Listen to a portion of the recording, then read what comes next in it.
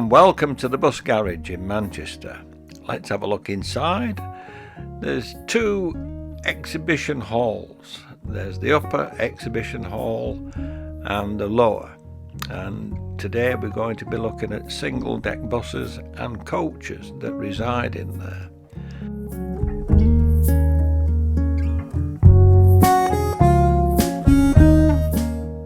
And this is a particular favourite of mine. She started service in 1930 and she ran to 1939 as a bus, and then from 1939 onwards she became an ambulance during the war years.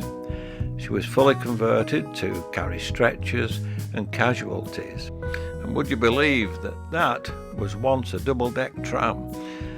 And she dates from 1906 and she did service right up to 1931. And then the top deck was removed, and rather than scrap, she went as a garden shed. And it's a beautiful restoration. The woodwork in there is incredible, and the craftsmanship just has to be seen to be believed. And now she's an audio-visual cabin within the museum, so that you can go in there, sit down, relax, and have a look at some of the videos that they have from the war years and previous. And the one that's on now is the Declaration of War by Neville Chamberlain on the 3rd of September 1939. We are at war. And the lengths that the bus companies went to make sure that the conductors and drivers were turned out smart and efficient, right down to the dress and the equipment. No easy job in those days. This section gives an insight into how the offices used to be and the equipment that used to be in there. And it's very interesting. At the moment it's decked out for World War II. This is a beautiful Bristol, and it dates from 1946. Absolutely perfect for rural routes and of course low bridges as well. It's a very nice turned out single deck bus, that.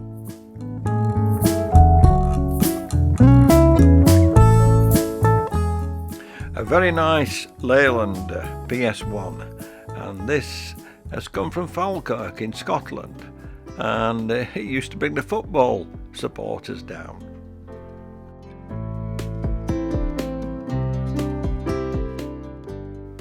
This is a nice solid Foden coach. I haven't seen many of these, half cab in design.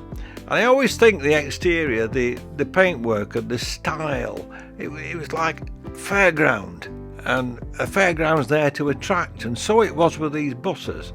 And I think to a certain extent you could find it on the car park when you finish wherever you've gone. And the interior had to be something a little bit special too. And it's like the pubs in those days. When you went to a pub, the pub had to have the furnishings and furniture better than what people's homes were, and the coaches were the same. And now we're looking at one of the first battery operated coaches in Manchester. In the distance is the Yellowways AEC coach, which is one of my very favourite vehicles. And let's hop on board and have a look at this. Now, first thing is those steps. Look at the height of them.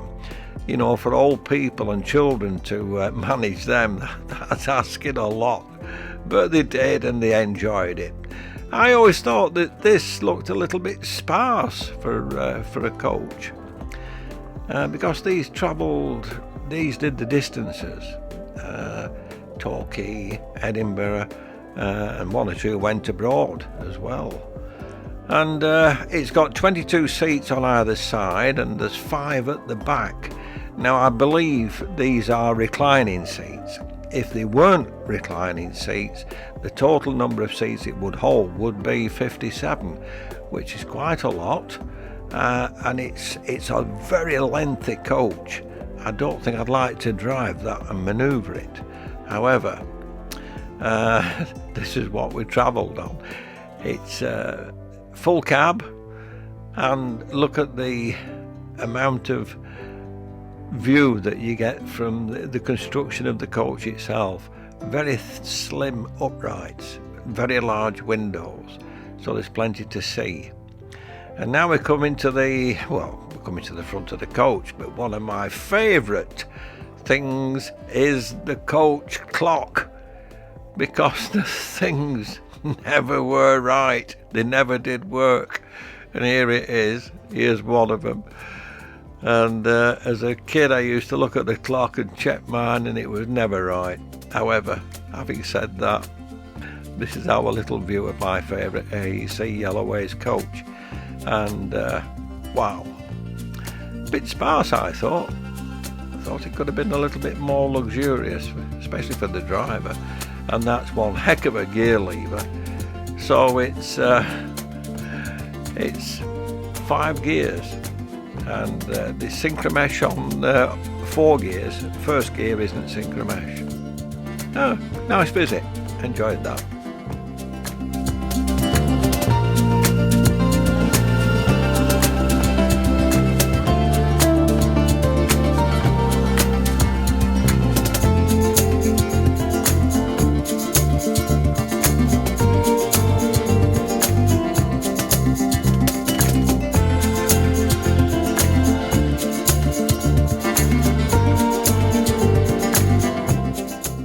Single-deck buses favoured by the urban district councils and for the rural routes, and they could be brought in for coach service as well as specials.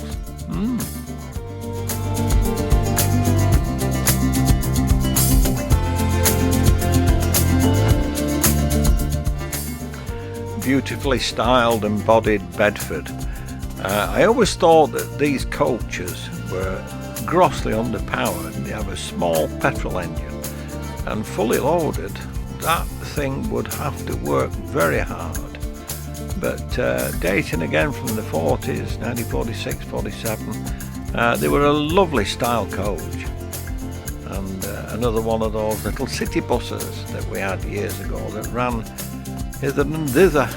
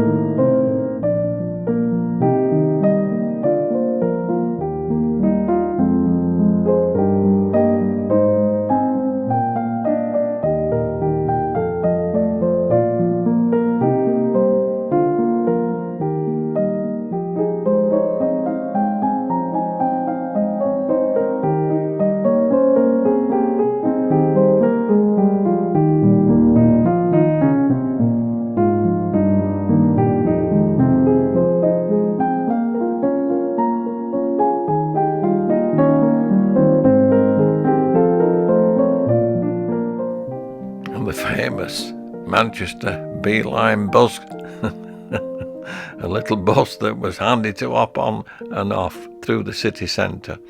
My brother-in-law drove one of those. He loved it.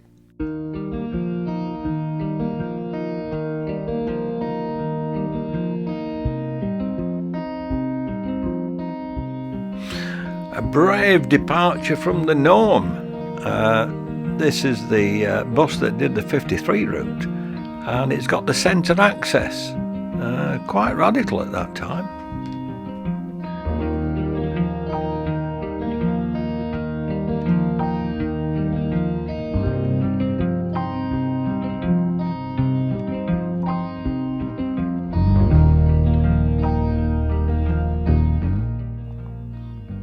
The luxury coaches of yesteryear, and the first one is Ellen Smith from Rochdale, and alongside it is the smaller version of the Yellowway coach, limited on seating, nonetheless quite a nice coach to travel on as well, comfortable.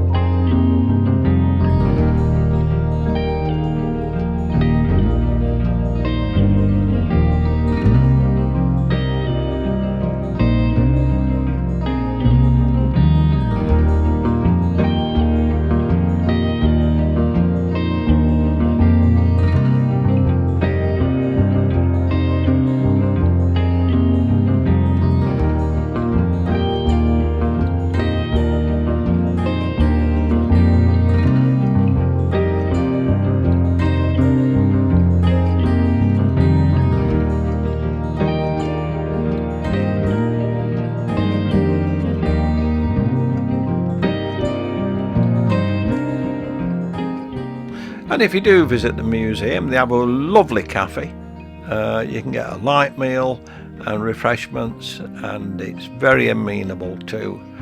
I always have a cup of tea when I go in there. It's a must.